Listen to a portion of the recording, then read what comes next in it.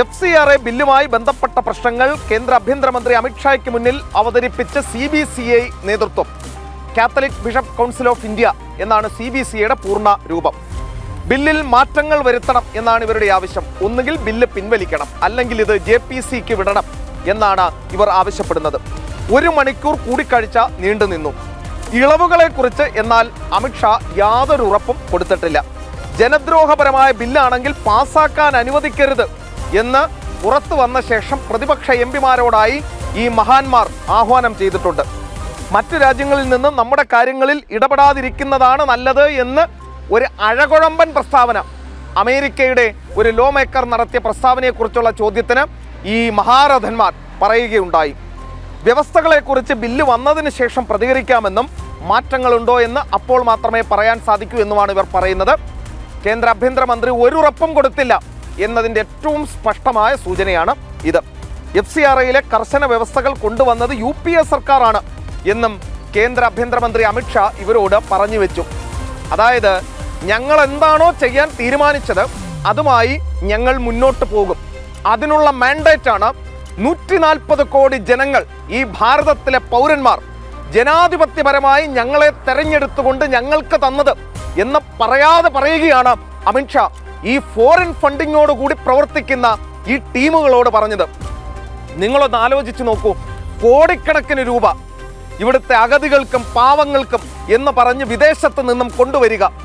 ഛത്തീസ്ഗഡിലും ജാർഖണ്ഡിലും ഒഡീഷയിലും പഞ്ചാബിലും കേരളത്തിലും ഇങ്ങനെ ഓടി നടന്ന് ഹിന്ദുക്കളെ മതം മാറ്റുക. അവർക്ക് ദാരിദ്ര്യമാണത്രേ. എന്തേ, നിങ്ങൾക്ക് മുസ്ലിം വിഭാഗത്തിലെ ആളുകളുടെ ദാരിദ്ര്യം തുടച്ചു നീക്കണ്ടേ? അങ്ങോട്ടേക്ക് പാകിസ്ഥാനിൽ പോയി നിങ്ങൾക്ക് ഈ ദാരിദ്ര്യം തുടച്ചു നീക്കണ്ടേ? അങ്ങോട്ടേക്ക് പോയാൽ നല്ല കവളിമടല് വെട്ടി അടിക്കും എന്ന് ഇവർക്കറിയാം. അതുകൊണ്ട് അത് വേണ്ട എന്നാണ് അവരുടെ ഭാവം.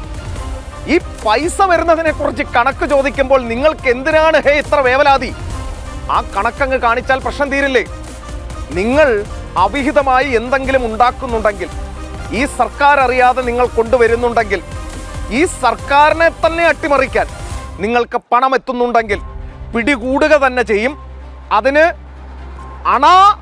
അണുവിട തെറ്റാതെ നിങ്ങളെ കൊണ്ട് മറുപടി പറയിക്കുകയും ചെയ്യും. ദേ ഇപ്പോൾ CJP സമരം, അതുമായി ബന്ധപ്പെട്ട് മെറ്റ അവന്മാർ വലിയ മഹാന്മാരാണത്രേ.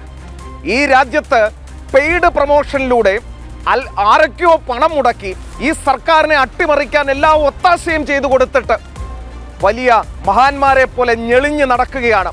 3 ദിവസം കൂടി ഇവിടെ തുടരാൻ പറഞ്ഞിട്ടുണ്ട്.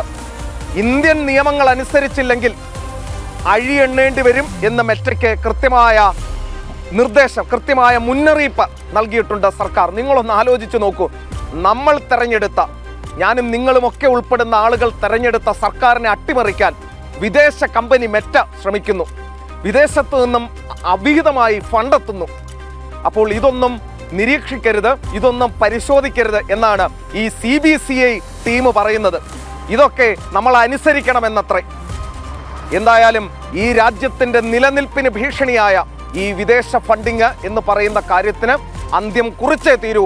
ഈ സർക്കാരിന് ഇച്ഛാശക്തി ഉണ്ടെങ്കിൽ അത് നടപ്പാക്കണം എന്നാണ് രാഷ്ട്രസ്നേഹികൾക്ക് ഈ സർക്കാരിനോട് ആവശ്യപ്പെടാനുള്ളത്.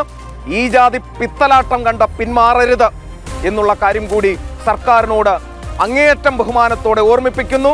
നിങ്ങൾക്ക് മുന്നിൽ, നിങ്ങൾക്ക് പിന്നിൽ അടിയുറച്ച് ഈ രാജ്യത്തെ, ഈ രാഷ്ട്രത്തെ സ്നേഹിക്കുന്ന ഓരോ പൗരന്മാരുമുണ്ട്.